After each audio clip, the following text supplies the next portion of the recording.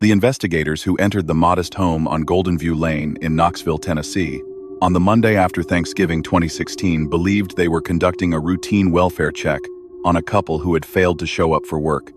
What they discovered instead would haunt them for the rest of their lives. A scene of such calculated horror that even veteran detectives with decades of experience would struggle to process what their eyes were showing them. The house that had once been a warm family home had been transformed into something resembling a slaughterhouse, every room bearing evidence of violence and the methodical destruction of human bodies. Plastic containers filled with caustic chemicals sat throughout the residence, their contents still actively dissolving the remains of Joel Guy Sr. and Lisa Guy, a loving couple who had made the fatal mistake of telling their adult son that they would no longer financially support his idle existence. In the kitchen, pots simmered on the stove, their contents too horrific to contemplate. In the bathroom, more containers held what had once been human beings. Flesh and bone, reduced to unrecognizable matter by acids and chemicals that had been working for days. And scattered throughout the home, investigators found handwritten notes in meticulous detail. A planning document that revealed this massacre had not been an explosion of rage, but a carefully premeditated execution, complete with instructions for dissolving bodies and a chilling reminder to the author that this time, unlike previous contemplations, he must actually follow through. The words scrawled on those pages would become the most damning evidence of all. A window into a mind so devoid of normal human feeling that it could contemplate matricide and patricide as solutions to a financial inconvenience. The author of those notes, Joel Guy Jr., had already fled the scene, but the evidence he left behind would ensure that his freedom was merely temporary.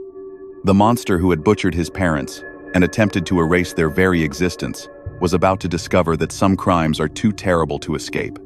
The Guy family had built their life in Knoxville with the quiet determination that characterized so many American households, striving for stability and success. Joel Guy Sr. was a man whose work ethic had defined his adult years, an engineer who approached his career with the same methodical precision that characterized everything he did.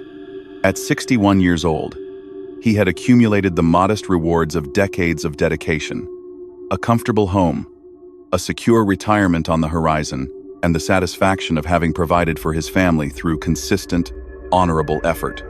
He was not a flashy man, not someone who sought attention or accolades, but rather a steady presence whose reliability was his defining characteristic. Those who knew him professionally respected his competence, while those who knew him personally valued his loyalty and his willingness to help others without expectation of reward. He had married Lisa Guy, a woman whose warmth complemented his reserved nature, and together they had built a partnership that had weathered the ordinary storms of married life. Their home on Golden View Lane was a testament to their values. Comfortable without being ostentatious, maintained with care, a place where family could gather and memories could be made. They had every reason to look forward to the years ahead, to the retirement that would finally allow them to enjoy the fruits of their labor. They had no way of knowing that their generosity toward their own son had been nurturing the very threat that would destroy them. Lisa Guy had brought a different energy to the household, a sociability and openness that balanced her husband's more introverted nature. At 55 years old, she remained engaged with life in ways that younger people might envy, maintaining friendships, pursuing interests, and approaching each day with an optimism that seemed unshakable. She worked as an operations analyst, a position that utilized her organizational skills and attention to detail while allowing her to contribute to the family's financial stability. Like her husband, she believed in the value of work, in the dignity that came from earning one's way through the world. This belief would become tragically relevant to the events that led to her death, as her son's refusal to embrace this philosophy became an increasingly problematic aspect of their relationship. Lisa loved her children with the fierce protectiveness that defines motherhood. But love did not blind her to their flaws. She recognized that her son, Joel Jr., was struggling, that his life had failed to launch in the ways they had hoped, and she supported her husband's difficult decision to finally set boundaries around their financial support. It was a decision made with love, intended to motivate rather than punish, designed to help their son become the self-sufficient adult he should have become years earlier. Neither she nor her husband could have imagined that this act of tough love would be interpreted as a declaration of war. Joel Guy Jr. was 33 years old in November 2016, an age by which most people have established the foundations of adult life. But Joel Jr. had built nothing, achieved nothing, become nothing beyond an increasingly parasitic extension of his parents' resources. He had attended Louisiana State University for nearly a decade without obtaining a degree, a prolonged academic failure that had consumed tens of thousands of dollars in tuition, housing, and living expenses, all funded by parents who continued to hope that their son would eventually find his footing. The money flowed steadily from Knoxville to Baton Rouge, supporting a lifestyle that Joel Jr. had come to view as an entitlement rather than a gift. He lived in an apartment his parents paid for, drove a car they had purchased, ate food bought with money they provided, and contributed nothing in return except the expectation that the support would continue indefinitely. His existence was that of a perpetual adolescent, frozen in a state of dependency that should have ended years earlier, showing no initiative to change his circumstances because there was no consequence for his failure to do so. He had become, in the most literal sense, a parasite feeding on the generosity of hosts who loved him too much to cut him off. The psychological profile that would later emerge from investigation and trial testimony painted a picture of a young man whose internal landscape was far darker than his parents had recognized. Joel Jr. exhibited traits consistent with narcissistic personality disorder, an inflated sense of his own importance combined with a fundamental inability to empathize with others or accept responsibility for his own failures. He believed himself to be exceptionally intelligent, destined for great things, temporarily delayed by circumstances beyond his control. The years of academic failure were not, in his mind, evidence of his own inadequacy, but rather proof of a system that failed to recognize his brilliance. His parents' continued financial support reinforced this delusion, allowing him to maintain the fantasy of himself as someone worthy of investment, rather than a grown man incapable of functioning without assistance. When challenges arose, when the world failed to conform to his expectations, his response was not self-reflection but rage, a burning resentment toward anyone who threatened the comfortable existence he had constructed. This rage remained largely hidden, expressed only in moments of stress or confrontation, but it was always present, a smoldering fire waiting for the fuel that would cause it to explode. The relationship between Joel Jr. and his parents had grown increasingly strained in the years leading up to November 2016. Joel Sr. and Lisa had begun to question whether their continued support was helping their son or enabling his dysfunction. They saw other parents whose children had launched successfully into adulthood, who had careers and relationships and the independence that came from standing on one's own feet. Their son remained stuck, showing no progress toward the goals he claimed to be pursuing, offering excuses rather than accomplishments when asked about his plans. The conversations between parents and son became more pointed, the questions more direct, the patience more visibly limited. Joel, Sr. in particular, had reached the end of his tolerance, recognizing that his retirement was approaching and that continuing to fund his son's idle existence would compromise the security he and Lisa had worked decades to achieve. He began speaking more firmly about the need for Joel Jr. to become self-sufficient, to take responsibility for his own life, to understand that the financial support could not continue forever. These conversations were not delivered with cruelty, but with the honest concern of a father who wanted better for his son than permanent dependency. Joel Jr. received them very differently, hearing not love but betrayal, not concern but rejection. The decision to finally cut off financial support was made sometime in the fall of 2016. A boundary that Joel Sr. and Lisa hoped would be the catalyst their son needed to finally grow up. They planned to inform him of this decision during his Thanksgiving visit, a timing that, in retrospect, seems almost cruelly ironic given what would follow. The choice of Thanksgiving was not meant to ruin the holiday, but rather to address the issue face-to-face during one of the few times each year when Joel Jr. returned home from Louisiana.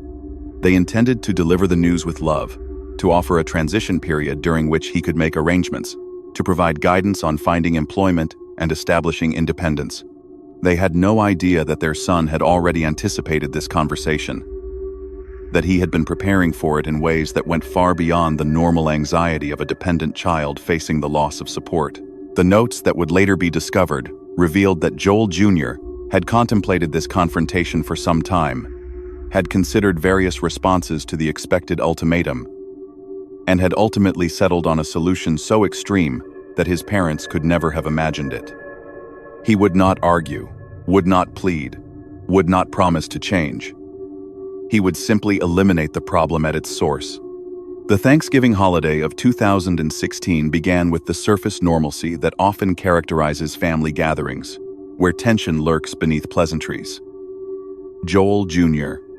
arrived at his parents' home on Golden View Lane, bringing with him the luggage of a routine family visit and the darker cargo of murderous intent. The house was prepared for the holiday, decorated with the seasonal touches that Lisa enjoyed, stocked with the ingredients for the traditional meal that would bring the family together. If Joel Sr. and Lisa noticed anything unusual in their son's demeanor, any indication that this visit would be different from the ones that had preceded it, no evidence of such observations survived. They welcomed him as they always had, with the love that parents feel for their children regardless of disappointment or frustration. They could not see the monster that had taken up residence behind their son's eyes, could not detect the calculations being made as he assessed the layout of the house, the routines of his parents, the opportunities that would present themselves for the violence he had planned. Thanksgiving dinner was prepared and consumed, conversation was exchanged, and the holiday passed with whatever mixture of warmth and underlying tension characterized this particular family's gatherings. And then, when the moment was right, when the circumstances aligned with the plans he had made, Joel Guy Jr. began to carry out the murder of both his parents. The exact sequence of events during those terrible hours remained known fully only to Joel Jr. himself, but forensic evidence and his own notes allowed investigators to reconstruct the general outlines of what had occurred. The murders took place over the Thanksgiving weekend. The attacks carried out with a combination of stabbing and other violence that left both Joel Sr. and Lisa dead within the home they had built together. Joel Jr. did not kill in a frenzy of uncontrolled rage, but with the methodical approach of someone executing a plan. His notes, which would prove to be the most chilling evidence of premeditation, included detailed instructions for how to proceed, reminders about disposal methods, and even a reference to previous occasions when he had contemplated this act but failed to follow through. The phrase that would become infamous, "Kill them this time," revealed that this was not a sudden impulse, but the culmination of fantasies that had been brewing for an extended period. His parents had died not in a moment of explosive anger, but as the result of careful planning by a son who had weighed the inconvenience of their continued existence against the benefits of their elimination, and had chosen murder as the most efficient solution to his problems. What followed the murders was perhaps even more disturbing than the killings themselves. A days-long process of attempting to destroy the evidence of his crimes by dissolving his parents' bodies in chemicals. Joel Jr. had researched this approach in advance, acquiring the caustic substances that he believed would reduce human remains to unrecognizable matter. He dismembered the bodies of his mother and father, separating limbs and organs with a clinical detachment that defied normal human response. He placed body parts in plastic containers filled with corrosive chemicals, distributing them throughout the house in a macabre display of domestic horror. He put remains in pots on the stove, simmering them in an attempt to accelerate decomposition. He worked methodically through the weekend, transforming the family home into a processing facility for the destruction of human evidence. The level of dissociation required to perform such tasks on the bodies of one's own parents suggested a psychological vacancy so profound that ordinary categories of mental illness seemed inadequate to describe it. Joel Jr. was not experiencing a psychotic break or acting under the influence of substances that impaired his judgment. He was simply solving a problem with the tools available to him, viewing his parents' remains as obstacles to be disposed of rather than as the people who had given him life. The notes that Joel Jr. left behind became the centerpiece of the case against him. A handwritten confession of premeditated murder that removed any possibility of claiming the killings were impulsive or accidental. The documents were extensive, running to multiple pages of detailed planning that covered everything from the method of killing to the disposal of remains to the expected timeline for the dissolution of human tissue in various chemical compounds.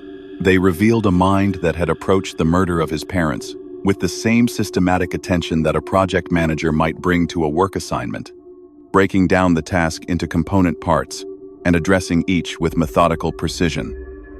The phrase, "kill them this time," appeared as a kind of self-motivational reminder, an acknowledgement that previous contemplations of this act had failed to result in action, and a commitment that this occasion would be different.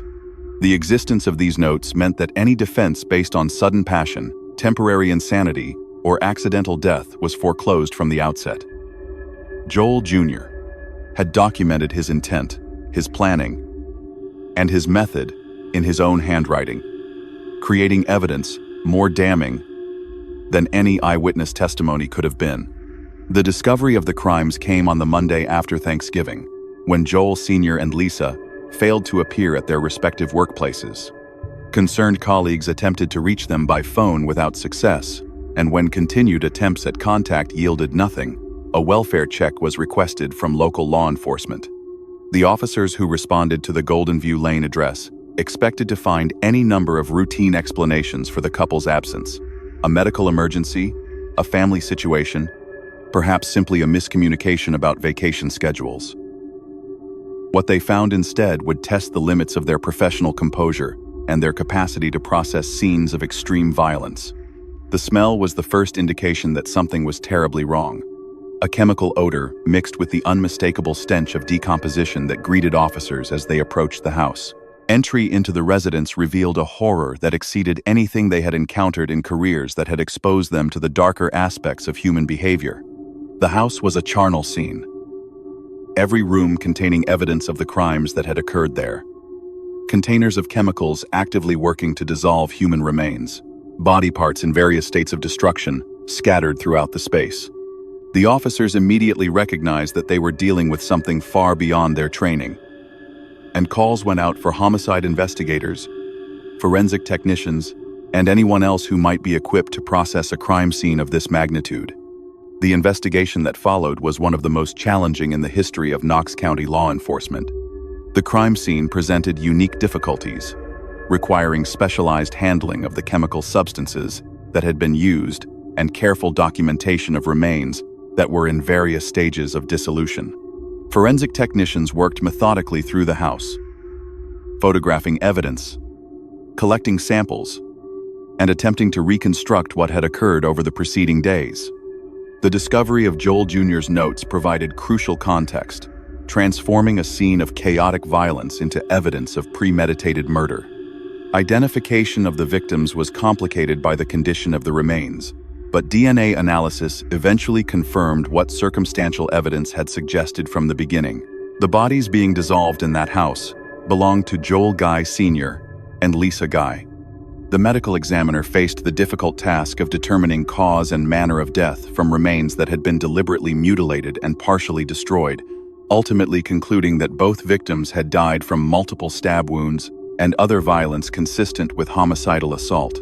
The official findings confirmed what the scene had already made apparent. This had been a murder, not an accident, and the evidence pointed unambiguously to the victim's own son. Joel Guy Jr. had fled the scene before the bodies were discovered, returning to his apartment in Baton Rouge, in what he presumably believed would be a successful escape from accountability. He apparently expected that the chemical dissolution of his parents' remains would proceed to completion in his absence, destroying the evidence of his crimes and leaving investigators with nothing but a mysterious disappearance to investigate. This expectation revealed both his overconfidence in his own planning and his fundamental misunderstanding of the challenges involved in completely destroying a human body. The chemicals he had used, while damaging, had not worked quickly enough to eliminate all evidence before the welfare check brought officers to the door. His notes, which documented his crimes in detail, had been left behind rather than destroyed. A catastrophic oversight for someone who had otherwise planned so carefully. And his flight to Louisiana, rather than appearing innocent, served only to increase suspicion that he was fleeing the scene of a crime. When investigators traced the evidence back to him, when his identity as the prime suspect became clear, his arrest was only a matter of time and coordination between Tennessee and Louisiana law enforcement. The arrest of Joel Guy Jr. took place in Baton Rouge on November 29, 2016, just days after the discovery of his parents' bodies. Officers apprehended him at his apartment, the residence that his parents had paid for, and that had been the base from which he had traveled to commit their murders. He was taken into custody without significant incident, his demeanor reportedly calm and controlled in a manner that unnerved the officers who handled him. There was no confession, no expression of remorse, no indication that he understood or cared about the gravity of what he had done. He exercised his right to remain silent and awaited the legal process that would determine his fate, apparently confident that his planning had been sufficient to create doubt about his guilt. He seemed not to grasp that the notes he had left behind, in his own handwriting, had made any defense nearly impossible. That the evidence he had created was more comprehensive than any prosecutor could have hoped for. His arrest was announced in press conferences that drew significant media attention, the case already becoming a subject of national interest due to the extreme nature of the crimes and the Thanksgiving timing that added an additional layer of horror to the proceedings. The community of Knoxville struggled to process the revelations about what had occurred on Golden View Lane. Joel Sr., Joel Sr., and Lisa Guy had been known to neighbors and colleagues as good people, hardworking and kind, the sort of ordinary citizens who form the backbone of any community. Their murders shocked those who had known them, violating every assumption about the safety of suburban existence and the sanctity of family bonds. The details that emerged about the manner of their deaths, the dismemberment, and the attempted dissolution added layers of horror that pushed the case beyond the realm of ordinary tragedy into something almost unimaginable. How could a son do this to his parents? How could anyone perform such acts on the bodies of people who had loved them, supported them, given them life? These questions had no satisfying answers. Only the grim reality that some human beings were capable of acts that defied normal comprehension. Vigils were held for Joel Sr. and Lisa, their lives celebrated by friends and co-workers who struggled to reconcile the warmth of their memories with the brutality of how those lives had ended. The community mourned not just the loss of two valued members, but the destruction of their faith in the fundamental safety of family and home. The legal process that would bring Joel Guy Jr. to justice began with his extradition from Louisiana to Tennessee, a procedural step that transferred him to the jurisdiction where his crimes had been committed. He was held in the Knox County Jail, awaiting trial, his bail set at a level that ensured he would remain incarcerated throughout the pre-trial period. The charges against him were as severe as the evidence warranted. 2 counts of first-degree premeditated murder, along with additional charges related to the abuse of corpses and other offenses that captured the full scope of his crimes. The prosecution, led by experienced attorneys who had handled complex cases before, began the methodical process of building their case, organizing evidence, coordinating expert witnesses, and preparing for a trial that would require presenting some of the most disturbing material ever introduced in a Knox County courtroom. The defense, meanwhile, faced the nearly impossible task of advocating for a client whose own writings documented his guilt in excruciating detail, searching for any argument that might mitigate the consequences of actions that seemed beyond mitigation. The pretrial period stretched over several years, a duration that reflected both the complexity of the case and the various legal motions that characterize major criminal prosecutions. Defense attorneys explored every available avenue, challenging evidence, questioning procedures, and seeking any advantage that might benefit their client. The prosecution responded to each motion with the confidence of a team that knew their evidence was overwhelming, that the defendant had essentially convicted himself through the notes he had left behind. Throughout this period, Joel Guy Jr. remained in custody, his behavior behind bars reportedly unremarkable, giving no indication of the violence that had brought him there. He met with his attorneys, participated in the legal process, and waited with apparent patience for the trial that would determine whether he would spend the rest of his life in prison. The psychological evaluations conducted during this period revealed a man whose internal landscape was as disturbing as the crimes he had committed, someone whose capacity for empathy was so diminished that he seemed genuinely unable to understand why others viewed his actions with such horror. As the trial date approached, media attention on the case intensified. The combination of elements was irresistible to those fascinated by true crime. The Thanksgiving timing, the methodical planning, documented in handwritten notes, the attempted dissolution of bodies in household chemicals, and the fundamental horror of a child murdering the parents who had supported him throughout his adult life. News programs featured the case, true crime podcasts analyzed every available detail, and social media buzzed with discussion of the evidence and speculation about the trial to come. Joel Guy Jr. became notorious before his trial even began. His name synonymous with a particular kind of cold-blooded, calculated evil that distinguished his crimes from the impulsive violence that characterized most murders. The phrase, "kill them this time," entered the vocabulary of true crime enthusiasts, a chilling summation of the premeditation that had driven these murders. The public awaited the trial with an anticipation that mixed horror with fascination, eager to see justice done, while simultaneously dreading the details that would emerge from the courtroom. The extended Halderson family prepared for the ordeal of trial with the weary determination of people who had already endured more than anyone should have to bear. They had buried Joel Sr. and Lisa, or what remained of them, in services that attempted to honor their lives despite the circumstances of their deaths. They had dealt with the media attention, the intrusive questions, the endless cycle of having to relive their trauma for public consumption. And now they faced the prospect of sitting in a courtroom, while the details of their loved ones' murders were presented in clinical detail, of looking at the man who had committed these acts and somehow maintaining the composure that the legal system required. Their victim impact statements were being prepared, words that would attempt to convey the inconveyable, the depth of loss and anger that no sentence could adequately address. They wanted justice, wanted to see Joel Jr. held accountable for what he had done. But they also knew that no verdict could bring back the people they had lost, could undo the horror that had befallen their family. Justice would be a small consolation, better than nothing, but far less than what true restoration would require. The trial of Joel Guy Jr. was scheduled to begin in the fall of 2020, nearly 4 years after the murders that had brought him to this point.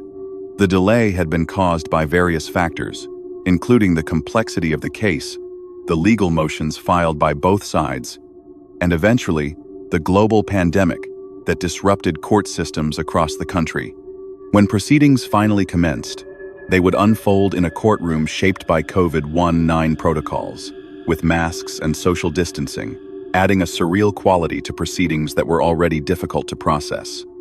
The jury that would be selected would face the challenge of evaluating evidence so disturbing that it tested the limits of human capacity to confront evil.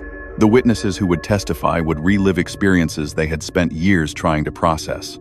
And at the center of it all would sit Joel Guy Jr., the son who had murdered his parents and attempted to dissolve their bodies in chemicals, facing the judgment of a system he had thought he could outwit. The stage was set for a trial that would reveal the full scope of his crimes and the twisted psychology that had produced them. The Knox County Criminal Court convened on a crisp October morning in 2020. The proceedings, shaped by the pandemic protocols that had transformed courtrooms across the nation into spaces of masked faces and measured distances. The trial of Joel Guy Jr. had been delayed multiple times. First by the normal pace of complex criminal litigation, and then by the global health crisis that had brought the justice system to a temporary halt. But now, nearly 4 years after the gruesome discoveries on Golden View Lane, the moment of reckoning had finally arrived. The courtroom that would host these proceedings was smaller than the galleries that typically accommodated high-profile trials. The attendance limited by social distancing requirements that kept observers at careful intervals. Media representatives occupied designated spaces, their cameras positioned to capture the proceedings for an audience that had followed this case since the first horrifying reports had emerged from Knoxville. Family members of Joel Sr. and Lisa Guy sat in the gallery, their presence a constant reminder of the human cost of the crimes being adjudicated. And at the defense table, wearing the composed expression that had characterized his demeanor since his arrest, sat Joel Guy Jr., the man accused of murdering his parents and attempting to dissolve their bodies in chemicals. Finally facing the judgment he had spent 4 years awaiting, Judge Steve Sword presided over the proceedings with the measured authority that the case demanded, understanding that his role was to ensure a fair trial for a defendant whose crimes had already been tried in the court of public opinion. The evidence that would be presented was among the most disturbing ever introduced in a Knox County courtroom, requiring careful management to ensure that jurors could evaluate it dispassionately, while still comprehending its full significance. He had reviewed the motions filed by both sides, ruled on evidentiary challenges, and prepared himself for proceedings that would test the limits of professional detachment. The jury that had been selected after careful voir dire sat in the jury box, 12 citizens who had been questioned extensively about their exposure to pretrial publicity and their ability to render judgment based solely on the evidence presented in court. They represented the community's conscience, the collective voice that would determine whether Joel Guy Jr. would spend the rest of his life in prison or somehow escape the full weight of accountability for his actions. Their faces, partially obscured by the masks that pandemic protocols required, showed the seriousness with which they approached their task. The prosecution team was led by Assistant District Attorney Leslie Nasios, an experienced prosecutor whose preparation for this case had been meticulous in its attention to detail. She understood that despite the overwhelming evidence against the defendant, her responsibility was to present that evidence in a manner that was both compelling and legally sound, building a case that could withstand any appellate challenge that might follow. Her opening statement began not with the crimes themselves, but with the victims, painting a portrait of Joel Sr. and Lisa Guy as the loving, hard-working people they had been before their son had destroyed them. She described their decades of dedication to their careers, their commitment to their family, their hopes for a retirement that would never come. She spoke of their generosity toward their son, the years of financial support they had provided in the hope that he would eventually find his footing as an adult. And she described the decision they had made to finally set boundaries around that support. The act of tough love that had been interpreted by their son, not as motivation, but as provocation for murder. Her voice was steady, but her words carried an emotional weight that needed no enhancement. The simple facts of the case, speaking with a power that transcended rhetorical technique. When Nasios turned to the crimes themselves, she prepared the jury for what they would encounter with a candor that served both to educate and to warn. She described the scene that investigators had discovered on the Monday after Thanksgiving, the house transformed into a processing facility for the destruction of human remains. She spoke of the plastic containers filled with caustic chemicals, the body parts in various stages of dissolution, the pots simmering on the stove with contents too horrible to contemplate. She previewed the forensic evidence that would link Joel Guy Jr. to every aspect of these crimes, from the purchase of chemicals, to the execution of violence, to the methodical dismemberment that had followed.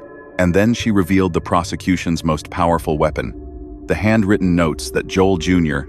had left behind, documents that recorded his planning in excruciating detail and removed any possibility of claiming that the murders had been impulsive or accidental.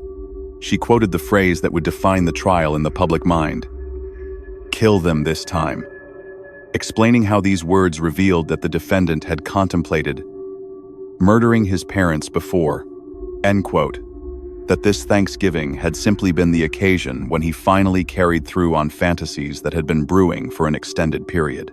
The notes, she promised the jury, would speak with a voice more damning than any witness could provide. the defendant's own words convicting him from beyond any reasonable doubt. The defense opening was delivered by Public Defender Jonathan Harwell, an attorney whose assignment to this case represented one of the most challenging briefs of his career. He faced a jury that had just heard a devastating summary of evidence, and his task was to create space for doubt in a case where doubt seemed nearly impossible. His approach was necessarily limited, acknowledging certain facts while challenging others, attempting to raise questions about the prosecution's narrative without directly contradicting evidence that could not be credibly disputed. He reminded the jury of their obligation to presume innocence until guilt was proven, to evaluate each piece of evidence individually, rather than allowing the overall horror of the case to substitute for rigorous analysis. He suggested that some of the physical evidence was subject to interpretation, that the notes might not mean exactly what the prosecution claimed, that the investigation had been influenced by assumptions that deserved scrutiny. His arguments were technical rather than emotional, recognizing that any attempt to generate sympathy for a man who had dismembered his parents would fall flat before it began. He asked only that the jurors keep open minds, that they require the prosecution to meet its burden on each element of each charge, that they not allow the understandable revulsion they felt to substitute for the careful deliberation that justice required. The prosecution's presentation of evidence began with the witnesses who could establish the baseline of normalcy from which the crimes had deviated. Colleagues of Joel Sr. testified to his character, his work ethic, his dedication to his job, and his family. Friends of Lisa spoke of her warmth, her sociability, her plans for the future that would never be realized. These witnesses served to humanize the victims, to remind the jury that the body parts documented in crime scene photographs had once been living, breathing people with hopes and relationships and value beyond their role in a criminal case. The testimony was emotional but controlled, witnesses occasionally pausing to collect themselves before continuing with their recollections. The defense offered minimal cross-examination of these witnesses, recognizing that challenging the victim's character would only alienate the jury and serve no strategic purpose. The portrait that emerged was of a couple who had done everything right, who had worked hard and planned carefully and loved their children, and who had been rewarded for their dedication with betrayal of the most complete and terrible kind. The testimony regarding the financial relationship between the guys and their son established the motive that the prosecution argued had driven the murders. Bank records were introduced showing the steady flow of money from Joel Sr. and Lisa to their adult son, payments for rent, tuition, living expenses, and countless other costs that had accumulated over nearly a decade of support. Financial experts testified to the total amount that had been transferred, a sum that ran into the hundreds of thousands of dollars, supporting a lifestyle that Joel Jr. had come to view as his entitlement rather than his parents' generosity. Witnesses described conversations in which Joel Sr. had expressed frustration with his son's failure to progress, concerns about the approaching retirement that would make continued support unsustainable. The decision to cut off funding was documented through emails and other communications, establishing that Joel Jr. had been informed of this decision before the Thanksgiving visit and had therefore come to Knoxville with full knowledge that his parasitic existence was about to end. The motive was clear and comprehensible. Faced with the prospect of having to support himself for the first time in his adult life, Joel Jr. had chosen to eliminate the parents who had dared to set boundaries rather than accept the responsibility they were trying to impose.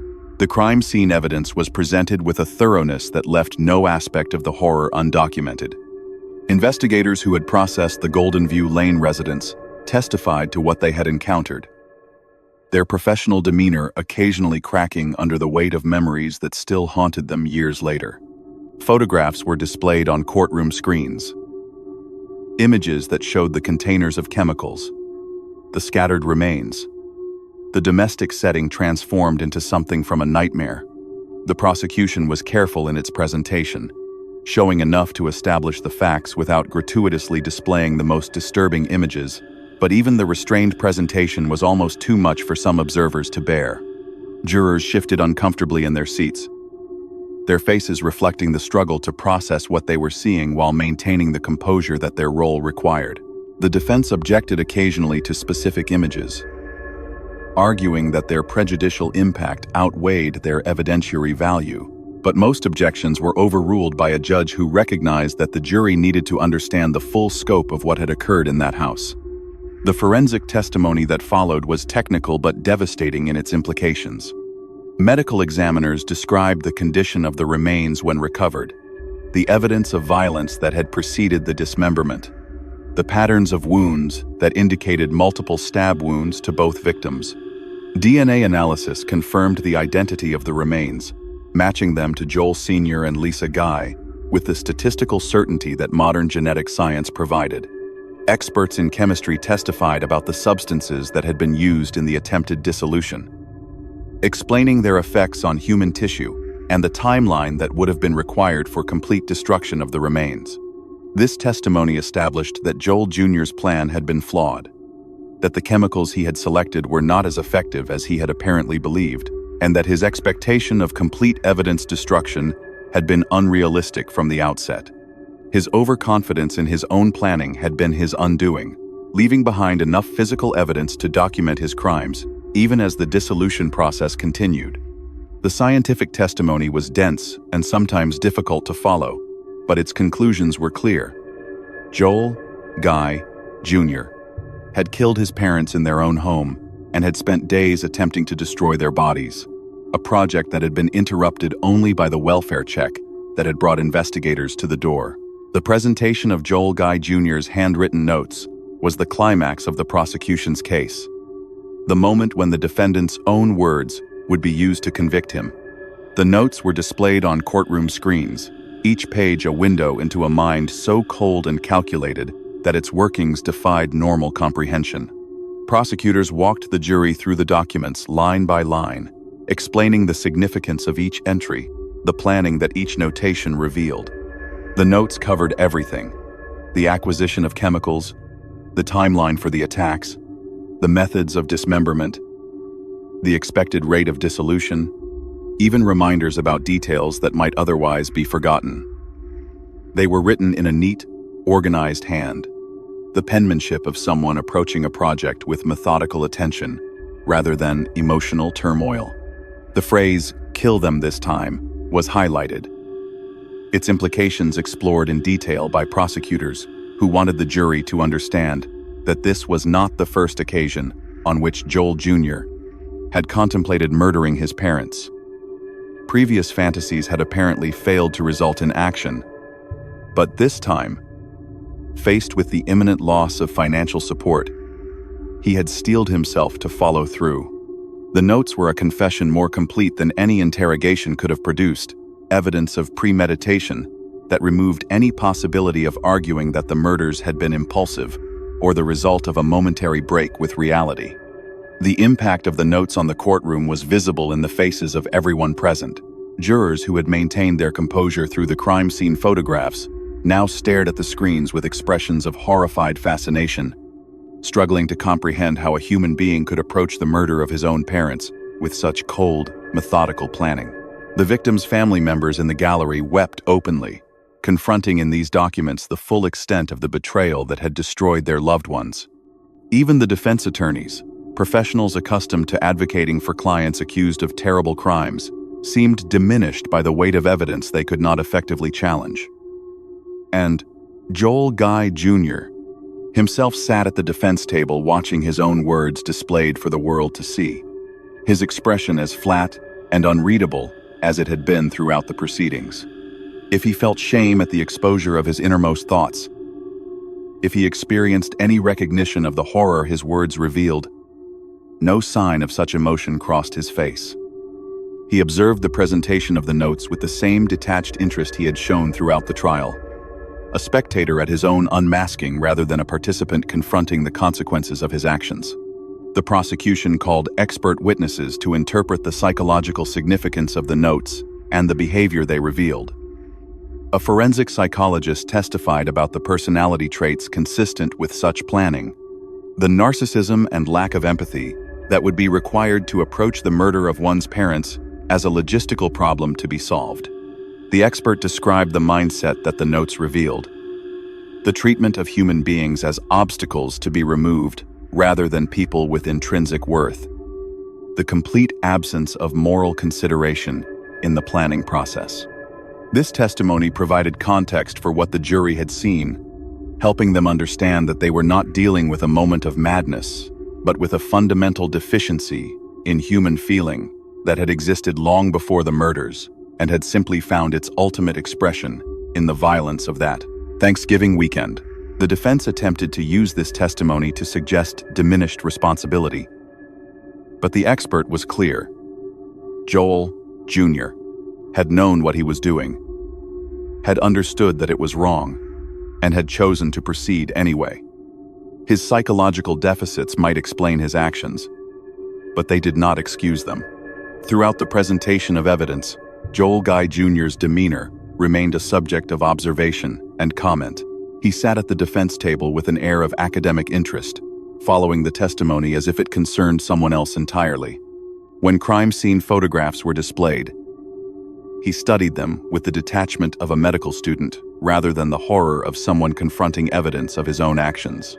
When his notes were presented, he showed no embarrassment at their contents, no recognition of how completely they revealed the darkness of his inner world. He occasionally whispered to his attorneys, consulted documents in front of him, and maintained the posture of someone engaged in a professional process rather than fighting for his life. This behavior did not go unnoticed by the jury, who found themselves studying the defendant during breaks in testimony, searching for any sign of the humanity that the evidence suggested was absent.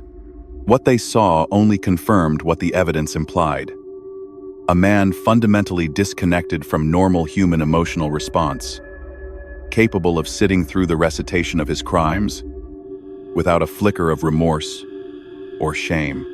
The prosecution called additional witnesses to establish the timeline of Joel Jr.'s movements before and after the murders.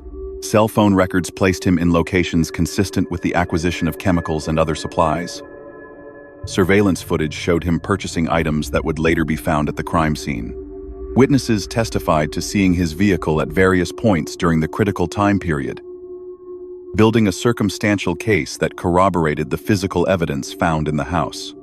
The picture that emerged was of a carefully planned operation, a project approached with the same methodical attention that Joel Jr.'s notes had revealed. He had not acted impulsively or in the heat of passion. He had prepared for these murders over an extended period, acquiring the materials he would need and developing the plan he would execute. The prosecution argued that this level of preparation demonstrated the premeditation that elevated the charges to first-degree murder, that these were not crimes of passion but cold-blooded executions planned with malice aforethought. When the prosecution rested its case, the evidence before the jury was overwhelming. The physical proof, the forensic analysis, the documentary evidence, and the defendant's own handwritten admissions all pointed to a single, inescapable conclusion. The defense faced the nearly impossible task of creating reasonable doubt in the face of such comprehensive evidence, of finding some argument that might save their client from the consequences of his actions. Their approach was necessarily limited, focusing on technical challenges to specific pieces of evidence, rather than offering an alternative theory of what had occurred. They had no alibi witnesses to present, no evidence pointing to alternative suspects, no explanation for the notes that could make their damning contents seem innocent. Their case consisted primarily of cross-examination aimed at highlighting gaps or inconsistencies in the prosecution's presentation, supplemented by expert testimony that sought to explain the defendant's psychology in terms that might generate some sympathy or understanding. The defense called a mental health expert who testified about Joel Jr.'s psychological profile, describing personality disorders and developmental issues that had shaped his relationship with the world. This testimony attempted to provide context for the crimes, to explain, if not excuse, the mindset that had produced such terrible violence. The expert spoke of narcissistic personality features, of difficulties with empathy and emotional connection, of a lifetime of maladaptive patterns that had culminated in the events of November 2016. Under cross-examination, however, the prosecution dismantled any suggestion that these psychological factors diminished Joel Jr.'s responsibility for his actions. The expert was forced to concede that the defendant had known right from wrong, had understood the consequences of his actions, and had chosen to proceed anyway. Mental health issues might explain why he had made the choices he made, but they did not excuse those choices or render him any less culpable for their consequences. The defense's attempt at humanization fell flat, unable to overcome the weight of evidence that showed a man who had deliberately murdered his parents and spent days dismembering their bodies. The defense rested without calling Joel Guy Jr. to testify in his own behalf, a decision that was legally sound given the devastating evidence that would have been used against him on cross-examination. His silence meant that the jury would never hear his explanation for the notes, his account of what had happened during that terrible weekend, his response to the overwhelming case the prosecution had presented. But in many ways, his testimony was unnecessary. He had already spoken, through the notes he had left behind, through the behavior he had exhibited throughout the trial, through the evidence of his actions that had been presented in excruciating detail. Any testimony he might offer would only provide additional opportunities for the prosecution to highlight the emptiness at his core, the absence of remorse or humanity that had been evident from the moment of his arrest. His attorneys had wisely chosen to limit the damage rather than risk making things worse. To let the case go to the jury without giving their client a platform to further condemn himself. The closing arguments offered each side a final opportunity to frame the evidence for the jury's deliberation. Prosecutor Nassios delivered a summation that was both comprehensive and emotionally powerful, walking through the evidence piece by piece while never losing sight of the human tragedy at the case's core.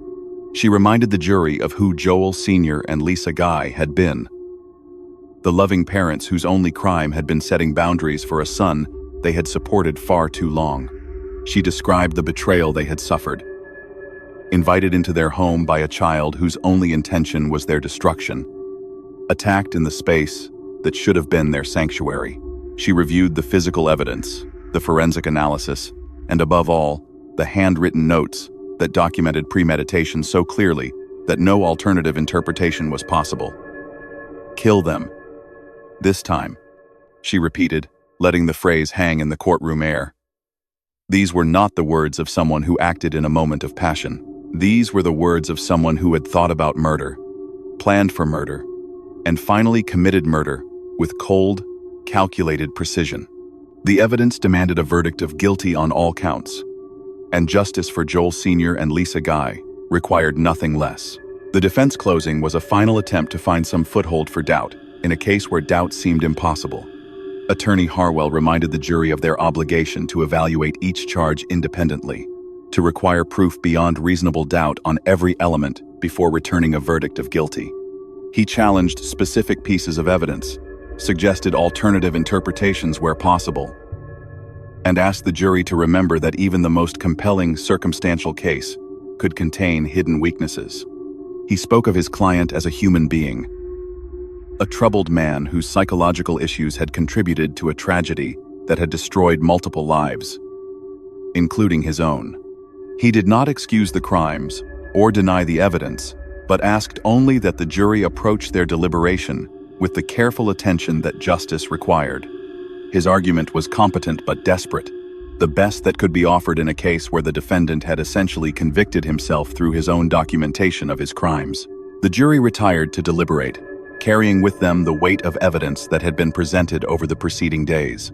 The deliberations were brief, lasting only a few hours before the foreman informed the court that a verdict had been reached. The speed of the decision was not surprising given the overwhelming nature of the evidence, but it nonetheless carried the gravity of a moment when lives hung in the balance. The courtroom reassembled, the various participants taking their designated positions for the reading of the verdict. Joel Guy Jr. stood at the defense table, flanked by his attorneys, his expression as unreadable as it had been throughout the proceedings. The victim's family members sat in the gallery, their faces reflecting the tension of waiting for the words that would determine whether justice would be done. Judge Sword called the proceedings to order and asked the foreman to deliver the verdict. The words came in the formal language of legal proceedings, but their meaning was unmistakable.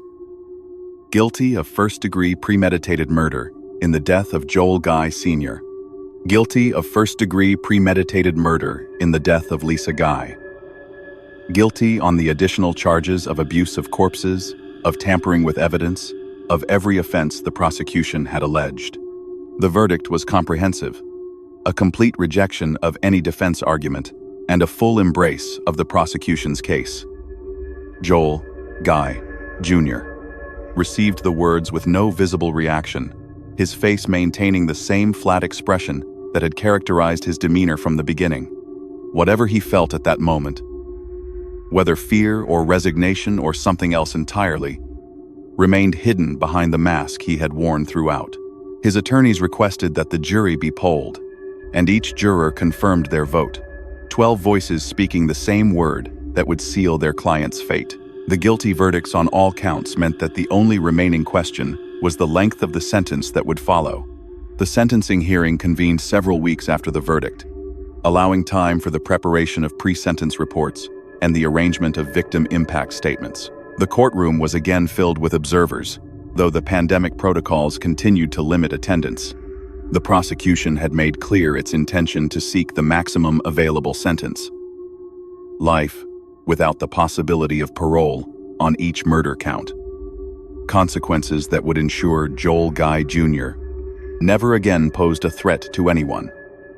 The defense would present whatever mitigation it could muster: psychological evaluations, and background information that might argue for something less than the most severe punishment.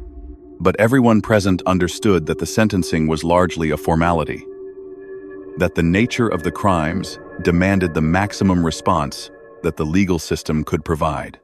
The victim impact statements were delivered by family members of Joel Sr. and Lisa, individuals whose lives had been permanently altered by the crimes committed against their loved ones. Their words painted a picture of loss that transcended the clinical language of legal proceedings, restoring humanity to victims who had been reduced to evidence in a criminal case. A relative spoke of Joel Sr. as the man he had known, not the collection of body parts documented in forensic photographs, but a living presence whose absence had left a void that could never be filled. Another spoke of Lisa's warmth, her laughter, the plans she had made for a future that had been stolen from her by the child she had raised. They spoke of holidays that would never be the same, of family gatherings that now contained an absence that no one could ignore, of the ordinary moments of family life that had been permanently poisoned by knowledge of how their loved ones had died. Their grief was raw and unfiltered, the authentic voice of people who had lived through something no one should have to endure. Several speakers addressed Joel Guy Jr. directly, confronting the defendant with the consequences of his actions in a manner that the legal proceedings had not permitted. They demanded to know how he could have done what he did, how he could have raised his hand against the people who had given him everything, how he could have spent days dismembering their bodies without a flicker of the humanity that should have made such actions impossible. They expressed the anger that justice could not fully satisfy, the rage of people who understood that no sentence could ever be adequate to the crime, that nothing the legal system could impose would bring back the loved ones they had lost. Their words were not delivered with the measured tones of legal argument, but with the raw emotion of people whose wounds were still bleeding years after they had been inflicted. Joel Guy Jr. listened to these statements with the same flat expression he had maintained throughout, offering no response, showing no sign that the words were penetrating whatever armor protected him from normal human feeling. Judge Sword's sentencing statement was a reflection on the crime, the defendant, and the limits of human justice. He spoke of the evidence that had been presented, the overwhelming proof of premeditated murder that had removed any doubt about the defendant's guilt. He described the crimes themselves, the violence and the dismemberment and the attempted dissolution that had followed, acts so far beyond the bounds of normal human behavior that they challenged comprehension. He addressed Joel Guy Jr. directly, his words measured but carrying an undertone of the revulsion that anyone confronting such crimes would naturally feel. He noted the absence of remorse that had characterized the defendant's behavior throughout the proceedings, the flat affect that suggested a fundamental disconnect from normal human emotion. And he observed that while the law required him to impose a sentence, no combination of years could ever truly balance the scales that had been tipped by such terrible violence. Justice, in any ultimate sense, was impossible. All that remained was accountability. The assurance that the man who had committed these acts would never again have the opportunity to harm anyone else. The sentence was delivered with the finality that such moments require. For the first-degree murder of Joel Guy Sr., life in prison without the possibility of parole. For the first-degree murder of Lisa Guy, life in prison without the possibility of parole. The sentences would run consecutively, ensuring that even if some future legal development affected one conviction, the other would keep the defendant incarcerated for the remainder of his life. Additional years were imposed for the remaining charges, the abuse of corpses, and the evidence tampering that had followed the murders. The total was overwhelming. A sentence that would extend far beyond any possible lifespan. A statement by the court that crimes of this magnitude demanded consequences of corresponding severity. Joel Guy Jr. would never walk free again, would never have the opportunity to harm another person, would spend the rest of his natural life in the custody of the state of Tennessee. The mask of indifference that he had worn throughout finally seemed to waver slightly as the sentence was pronounced, a flicker of something crossing his face before being suppressed. Whether it was fear or anger or simply the physical response to hearing his fate pronounced aloud was impossible to determine. But it was gone almost as quickly as it appeared, replaced by the familiar blankness that had become his defining characteristic. The aftermath of the trial brought a measure of closure that the victim's family members had been seeking for nearly 4 years. Joel Guy Jr. was transferred to the Tennessee State Prison System, beginning a sentence that would end only with his death. The families of Joel Sr. and Lisa began the slow process of learning to live with a grief that would never fully heal, of rebuilding lives that had been shattered by betrayal beyond comprehension. The house on Golden View Lane was eventually sold, the new owners presumably unaware or unconcerned about the horrors that had occurred within its walls. The community of Knoxville gradually moved on, the case becoming one more tragic chapter in the human story, rather than a living wound in the collective consciousness. But for those who had been directly touched by the crimes, moving on was not so simple. They carried the weight of what had happened with them every day, a burden that time might soften, but could never fully lift. The case of Joel Guy Jr. continued to resonate in discussions of familial violence, of the warning signs that might indicate a child's potential for harm, and of the limits of parental love when confronted with a child's fundamental brokenness. The handwritten notes became iconic in true crime circles, studied and discussed as windows into a mind that operated by rules incomprehensible to normal people. The phrase, "kill them this time," entered the vocabulary of those who followed such cases, a chilling summation of the premeditation that had made these murders particularly horrifying. Parents who learned of the case hugged their children a little tighter, newly aware of the gap that could exist between the child they thought they knew and the person that child had actually become. The case became a reference point, a cautionary tale that illustrated the devastating consequences when parental love is met with the ultimate betrayal. In his cell, Joel Guy Jr. began the long, unchanging routine of incarcerated existence. The years that stretched before him held no possibility of release, no hope of freedom, no future beyond the walls that now contained him. Whatever thoughts occupied his mind, whatever regrets or justifications or fantasies filled his consciousness, remained his alone. He would age within those walls, watching the world change through the filtered lens of prison life, growing from the middle-aged man who had been sentenced to an elderly figure who would eventually die in custody. The parents he had murdered would never see another sunrise, never enjoy another holiday, never experience the simple pleasures of ordinary life. He would have decades to contemplate what he had taken from them, what he had taken from himself, and whether any understanding of his own monstrosity would ever penetrate the void where his conscience should have been. And in the memories of those who had known them, Joel Guy Sr. and Lisa Guy lived on. They survived in the stories told by family members, in the photographs displayed in homes across the country, in the impact they had made on everyone whose lives they had touched. They were remembered as the loving parents they had been, not as the victims they had become. Their lives celebrated, even as the manner of their deaths cast a permanent shadow. Their legacy was not the violence that had ended their lives, but the love they had given, the work they had done, the difference they had made in a world that was poorer for their absence.